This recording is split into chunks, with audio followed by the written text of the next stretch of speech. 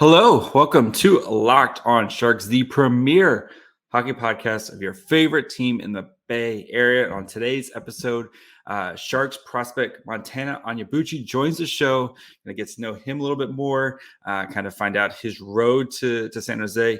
What's it like playing with some of these top guys? And then, just get to learn a little bit more about Montana Onyebuchi. So all that and more on today's episode of Locked On Sharks. You're Locked On Sharks, your daily podcast on the San Jose Sharks.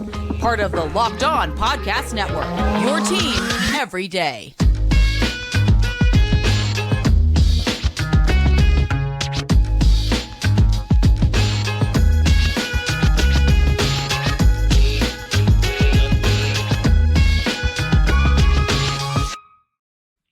I'm your host, JD Young, contributor at Fear the Fin and San Jose Hockey Now. I want to thank you for making Locked On Sharks your first listen. We're free and available wherever you get podcasts. And of course, you can watch this on YouTube as well.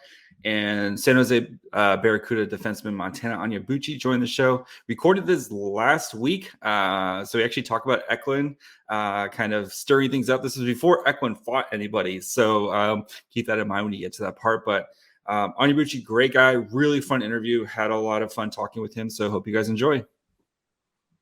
And now we bring in San Jose Barracuda defenseman Montana Onyebuchi. Montana, how are you doing today, buddy?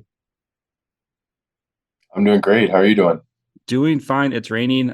It sucks. I wish the rain would go away, but we're going to make do. I guess there's nothing better to do than just sit around and talk about, get to know you a little bit now. So first question.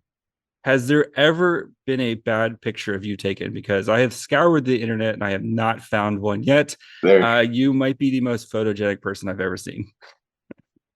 There's a bunch out there for sure, but I don't like them.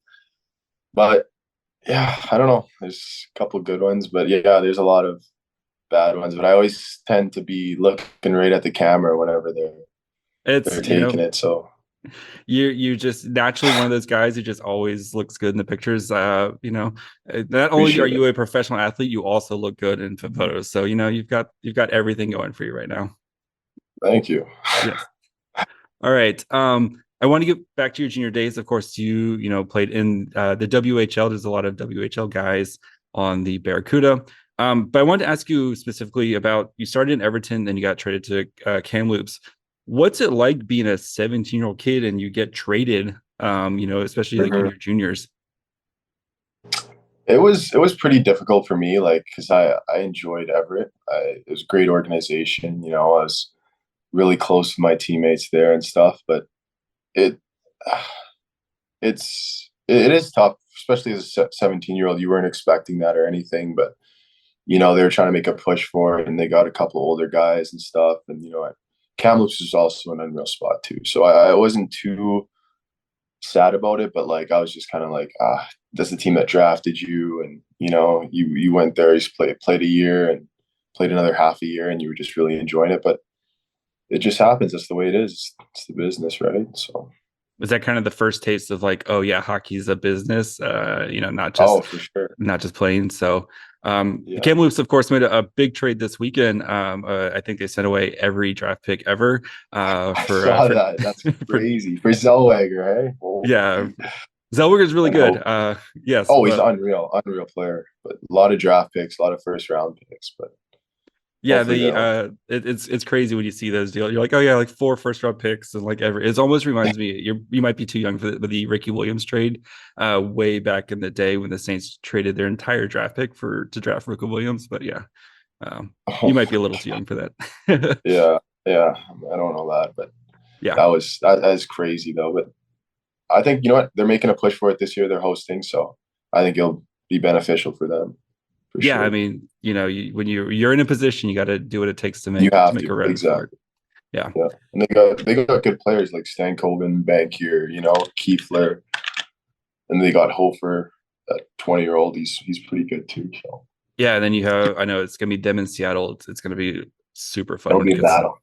Yeah, when he gets to the playoffs. But wanted to get into your junior playing days. So unfortunately, you didn't get drafted with the pandemic happening, right?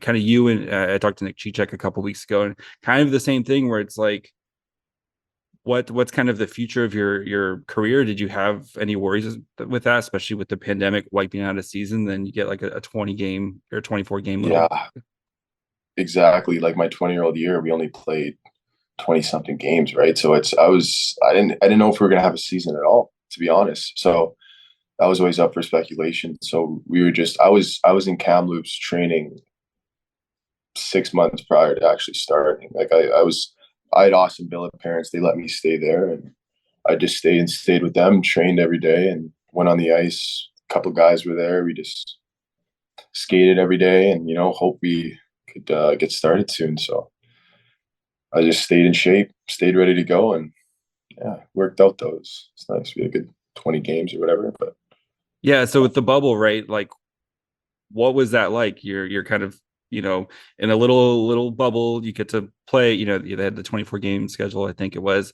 What do you do to kind of keep yourself from going stir crazy in such a kind of small environment there? wasn't really like it wasn't too bad. You go to the rink, you go home. Like you have somebody like I was living with Oren Santazo, like one of my roommates, and we just hang out, watch movies, play games. Like my billet dad was a poker player.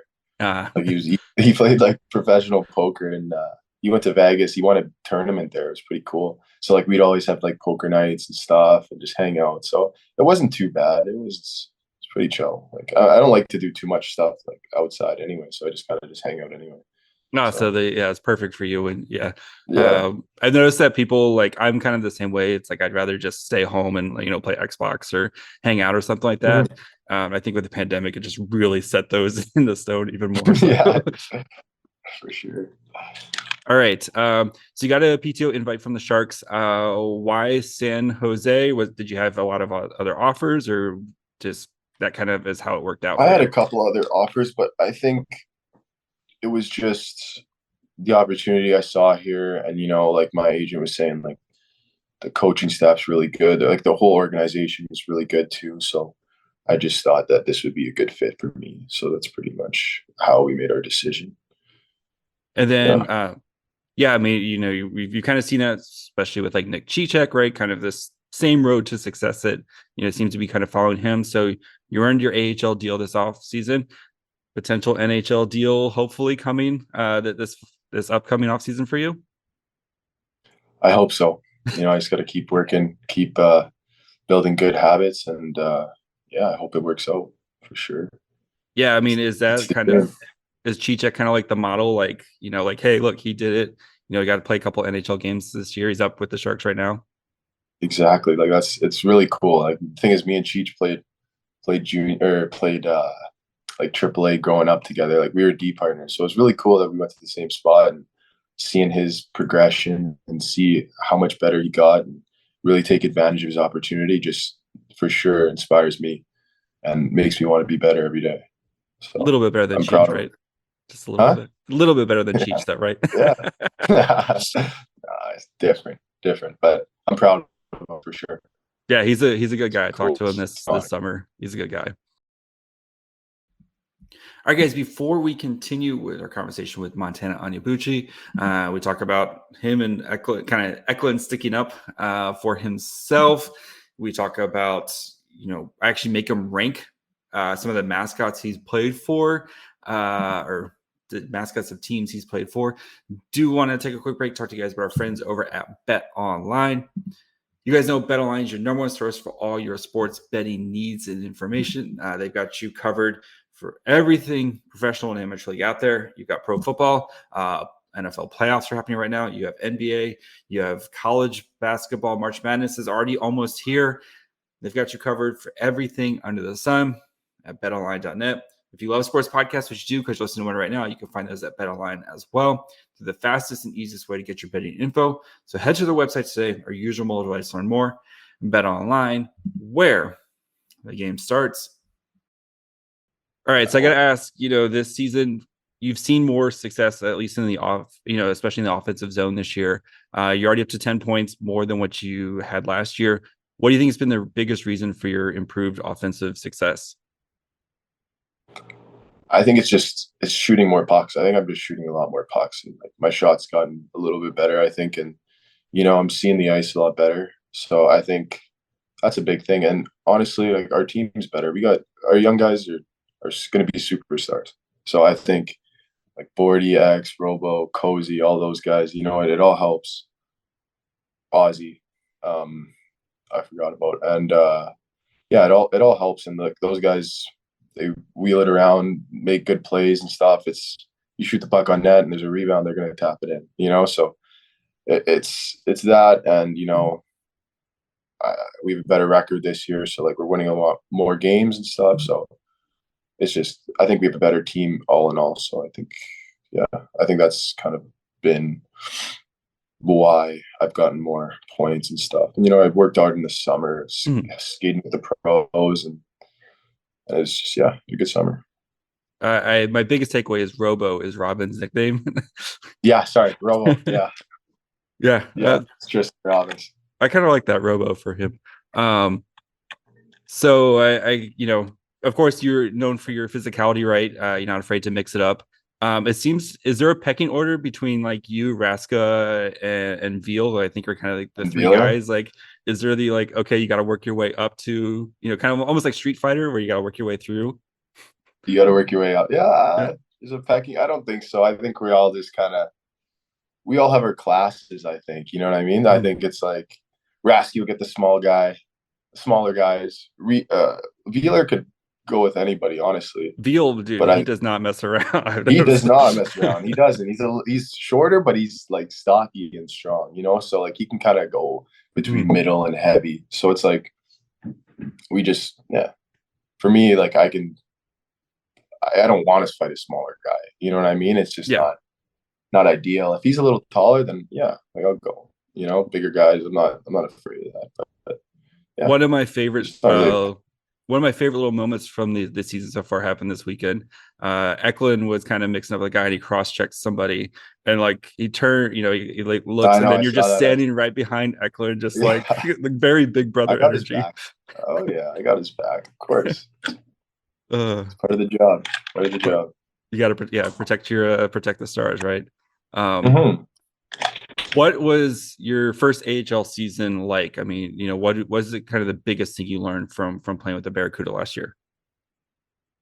The biggest thing I learned, for me, the thing is transitioning from juniors to pro was like, just, you got some guys here with kids and stuff, and it's not as like in juniors, you're all pretty young, you know what I mean? Like kind of around the same age. Like here, it's kind of different. And like I came from being a leader in Kamloops, you know what I mean, to being back to a rookie last year, so that was kind of tough for me because like you want to be a leader and stuff and have be really vocal and stuff, but it's like there's guys that are already 10 years played pro, you know what I mean? Like you can't, it's just different. So it's an adjustment, right? And then now you're a rookie, so you gotta, so it's just different. It's just different, but it's enjoyable though. I love it.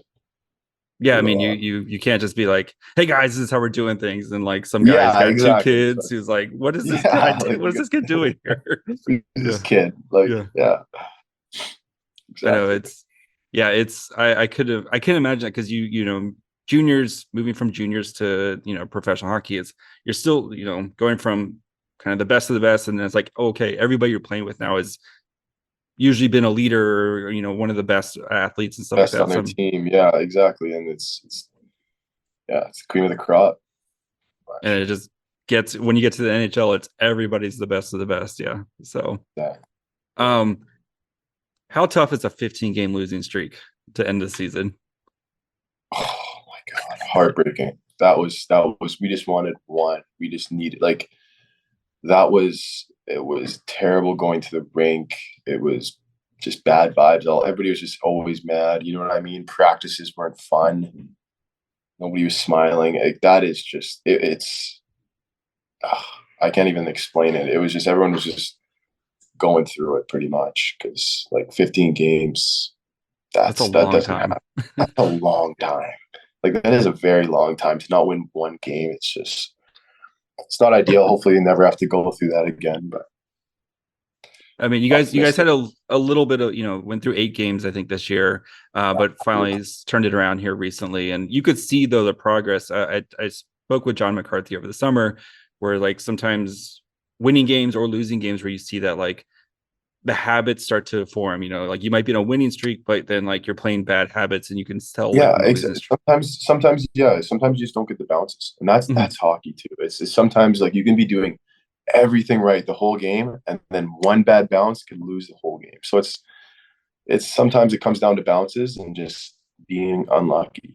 Like sometimes 8 games where like if it's not a blowout, right? If it's like a 2-1 game or a 3-1 game, like it's just happens. But yeah, we did have a little stint there. It's getting a little scary, but figured it out. All right. So, and of course, it was a huge offseason in San Jose, right? With, you had organizational changes up and down, right? Mike Greer coming in, David Quinn coming in, John McCarthy getting promoted to head coach for the Barracuda. Were you just kind of like the rest of us and just like kind of taking it all in, or like what was your kind of mindset, especially for a guy like you who, your future isn't as kind of solidified as maybe some other guys, right? Mm-hmm. So yeah, I was just, like I was didn't really bother me too much. Like I just kind of just watching and seeing who's going to be the coach and who's going to be the D coach. And then I saw it was Louis, and he gave me a call and stuff, and I've talked to Mike Greer, a really nice guy and stuff. And so there's still Joe Will was there, stayed. So there's still some people there that have been there for a while. So it wasn't too much of a big drastic change for me personally. Yeah, pretty much. I mean, and two, with having John McCarthy, who's been in the building, and you've gotten to Yeah, work he's with been him. there. Yeah, for sure. So like we're familiar with each other. So I think it was a smooth transition. Oh, good. Yeah, I mean, because from the outside, it was like just crazy. It felt like it was craziness for 3 weeks straight. Everybody. Yeah. Yes. Yeah. All right. And you kind of mentioned earlier with the talent influx, with Eklund and Bordelot and Robbins and all these other guys kind of playing with the ice. What's it like, having like seeing some of these guys kind of day to day, like your Eklunds and your Bordelots, especially where the Sharks have kind of invested high draft picks, especially in Eklund. Just kind of seeing these guys day to day and how they affect the team and how much almost kind of riding on them is for the future of the Sharks. Yeah, I don't think like day to day, they're always putting in the work, and they're always they have skills and things that they do that you can't just teach, and they just have it. You know what I mean? So it's really cool. It's really cool to see and watch and be a part of. You know what I mean? Because like they're gonna go far and do great things. So it's really cool, and you just be there for them, be good teammates for them, and just appreciate that. Yeah, can play with them, and yeah, yeah, there's not too much I can say. That's fine. The blue line for you guys has been a little kind of rough, especially with the injuries, right? You're starting to get some guys back here, but there's been several game days where like guys are just showing up on PTOs. How tough is that with to kind of develop that chemistry with guys kind of coming in and out of the lineup right now? Yeah, that's the thing. It's just it happens, right? Because there's injuries. Guys aren't playing well. Guys get taken out. Guys getting sick. It happens like that. And you just got to kind of figure it out and just work together. And we can't rely too much on the forwards to do their job in forecheck and track. And like it's got to be 5 people on the ice. So it's tough, but I think we're getting there. Everybody's getting healthy again, and we'll be back. Yeah, I mean, sure. I think you saw at the beginning of the season, right? When you guys were healthy, this team was really good, both in the offensive zone, the defensive zone, and then you start to kind of pick away those pieces, and then all of a sudden, like kind of things start to struggle. But hopefully now guys getting back. You guys can really get back on track for a playoff push here soon. So, yeah, sure. Thoughts on Texas Arena? So I've gotten to watch a couple games there. I think it's a super fun arena. My kids love going. They like sitting at the glass and watching as guys come up, and like anytime there's a check and they're there, they like do the whole like kid freak out thing. Yeah. But what's your thoughts on playing on the arena? I love it. I think it's an awesome arena. Um, yeah, I think just coming out, like seeing the fans on the side, get to high five and everything. I think it's really cool, and got a nice lounge there, everything. And I think when it's packed, it's really electric. Yeah, I think it has a lot of energy. You know what I mean? They bring a lot of energy for us, especially one of those good nights. Like there's a Mhm. promotion or something. It's teddy bear toss or something. It's really fun to play in. Yeah, especially like playing the SAP Center where it's like you can really feel when there's It's not too big. people there. Yeah. Yeah, exactly. All right. Where is your favorite place to play? Where's my favorite place to play? Mhm. Um, Text you. I Okay. I love playing at home. I don't know. I love playing at home. Is it because you get to go sleep in your own bed Yeah, afterwards? that too. But no, I just I like playing in front of our fans, and you know, I thrive off that. I thrive off the energy, and just get excited. So All right, guys, before we finish up with Montana Onyebuchi, again, get to know him off the ice a little bit more, find out what he would be doing if he wasn't playing hockey. Do want to take a quick break, let you guys know about the Locked On Sports Today podcast.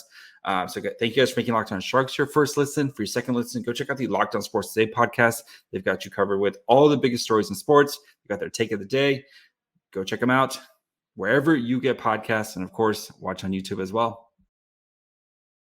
All right, I'm going to ask you to rank these mascots. So rank the Lincoln, mascots. yeah, Lincoln. So these are all mascots for teams you played under. Lincoln, Digger, Shades, and Frenzy. Shades and Frenzy. I'm gonna go with Frenzy. Digger is pretty cool too, though. Digger is pretty cool, but you want me to rank them in Yep. order? Yeah, your rank. Yep, your personal rank. I'm gonna go with Frenzy, Digger, Lincoln, and then what's the other one? Shades, the Orlando Sun Bears one. So Shades, and then Shades for sure. I think you got Shades too low. Yeah, he's a polar bear wearing sunglasses. Like that's pretty cool. All right. Pre-game rituals. Are you a superstitious guy? Are you a little bit stitious, or are you kind of a let it flow guy? I'm kind of a let it flow guy. I think I don't have too many like pregame rituals or anything that I do that's too crazy. Like I'll have pasta every pregame, but I feel like that's just standard. Yeah. So there's nothing crazy that I do. I got to play sewer. Just have a coffee. It's pretty simple. Stretch out, some jump rope. It's just normal stuff. Iced or hot coffee? It's for me. It's different. For me, it's like I got to go before the game. I'll do hot coffee, Mm-hmm. but like if I'm just like hanging out and I don't have a game or anything, I do just iced coffee. Gotcha. Yeah. It could be 110 out or like 40 degrees Celsius, and And I'm you're still like going hot a coffee? hot coffee. I cannot do iced coffee. Really? It's so bad. My wife likes iced coffee, of course. But like Yeah. I'm hot coffee all the time. Yeah. What do you put in it? We have like a Dutch Brothers. I get like their Dreamweaver mocha, which is like hazelnut and white chocolate. Yeah, it's pretty good. Oh my So, God. That yes. sounds unreal. It's so much sugar in it, but Yeah, but it's so good. it's so good. Yeah. Okay, if you didn't play hockey, what do you think you'd do? If I didn't play hockey, what would I do? It's a tough question. Uh, I'd probably go back, like I'd go to school for something. I don't know what I'd be doing, but I haven't really put too much thought into it because I haven't had to. But I don't know if I start like if I never ever played hockey, I'd be playing football. Uh, I grew up playing football, and I'd probably go to a college and then try to make it pro in football. But I don't know. I'm not too what sure. what position did you play, or was your favorite position to play in football? So yeah, I played like I was playing like Iron Man. Like I'd go offense, defense. Mhm. So I'd play like running back and then linebacker. And then I played linebacker like when I was like 14 and for like the team Manitoba and stuff, like that stuff. And like but running back was like when I was younger and stuff, but when it got like more serious, I'd play like linebacker and I enjoyed that a lot. I was gonna But say, yeah, I'm too tall. I'm too like tall. I'm not tall, but like I don't have a linebacker build anymore. You know what I mean? Like back in the day I did. yeah. It's like your athleticism for like a linebacker or a safety, but you're like too tall. You need like the Exactly. defensive end. Yeah, you need to bulk. Yeah. Yeah, put on some weight to play D end. Oh yeah, you do. You gotta be heavy. Even for a linebacker, you gotta be pretty heavy too. Yeah, I don't know how those guys do it. I know it's funny, like when you see, especially like when guys retire, like especially offensive linemen, and they go from like 350 to That I like know it's the craziest thing ever. Like they just stopped eating, and now they lost 120 pounds. You know, it's yeah, nuts. those guys are, I don't know how they do it. So, um, when you're not at the playing hockey, you're like in the off season, what's your favorite kind of thing to do to unwind? To unwind or to like another hobby or something. You know, Whichever, either or. So what I do to unwind. I'm a big movie guy. Like I like a lot of movies. I like going to the movies with my girlfriend and everything. And I like playing spike ball at the beach during the summertime. I'm trying to get into golf a little bit, golf this summer a little bit, and I enjoyed it, but it's just, I feel like I started too late. Not yeah, too late, but hard to really get a grasp of it because I want to hit it like a hockey stick, but it's full Happy different techniques. Gilmore, just throws it Yeah, in. Yeah, exactly. So I'm I just know. trying to get in. I'm gonna golf a lot more, I think, this summer. So That's like good. that. Just think What's the last movie you watched? the last movie. Oh, me and Deller watched Godzilla last night. It was on TV. Which Last movie. the last one that they did? The last one, the newest one. But the last movie in the theaters I saw was Avatar 2. How So was it? good. It was good. Unreal. Yeah, Unreal. I that's a long loved it. time to sit in a movie theater. Yeah, it was a challenge, but it was It's a good movie though. That's good. Yeah, it's on my to-do list. I don't get to go to the movies very often because I have two small children. So anything animated though, we're really excited. Like we're really excited for the new Super Mario Brothers. They are like already losing their minds over that. But yeah, don't get to go see the movies as often as I'd like. So Oh, for sure. yes. All right, couple more here. Favorite part about living in the Bay? No snow, for sure. No snow. I went back for Christmas and oh my God, it was the worst feeling I've ever felt, like just going outside. And I couldn't believe that like, because I've been really home during the winters for like 6 years probably, Mhm. since 15, 16, whatever. Um, so like going back, and I've been back every like Christmas time, but like this time just felt way colder. It's like minus 43 out, and it's just, it's unbearable. So I'm happy to be in the sun for sure. Yeah, I think living in California, you're just like, oh, this is great. I don't know why people wouldn't want to live here all the time, but yeah. Yeah. All right, last question. Socks and skates. Are you a monster who does not wear socks with skates, or you have to have your socks? To have my socks. I have to because like my feet would get chewed up if it didn't. If I didn't, and like I've had like Bauer bite. I went no socks or not long enough, and it Mhm. was no good. So for sure, socks. All right, Montana, thank you for your time. If you want to, you have all the time in the world. If you want to say hi to anybody, say hi to the folks. Anything you want to promote, you got all the time in the world right now, buddy. Thank you. Appreciate it. That's all I got. I got nothing. Thank you. Yeah. All right, man. Thank you so much for your time. We'll talk to you soon. Awesome. Thanks. All right, guys, I hope you enjoyed my conversation with Montana Onyebuchi. Really fun conversation. Really enjoyed talking to him. I think he's on the Nick Cicek path to success, where I wouldn't be surprised if he gets a NHL contract from the Sharks after this season. I think he's really acclimated himself well in the AHL with the Barracuda has kind of really provided some stability on the defensive end. And I think he is working his way to kind of being that next kind of bottom pairing type of player for the Sharks. But again, a guy that you didn't invest any draft capital in, you kind of, found and you developed. And I think he's starting to pay off here for you. So really fun guy, really nice guy to talk to. Yeah, that's going to be it for me today. Be back tomorrow. Make sure you guys are following me on Twitter at MyFryHole. You can, of course, follow the show on Twitter, Facebook, and Instagram at Locked On Sharks. And listen wherever you get podcasts, Apple, Spotify, Amazon Music, wherever you listen, you can find it and watch on YouTube as well. Until tomorrow, bye, friends.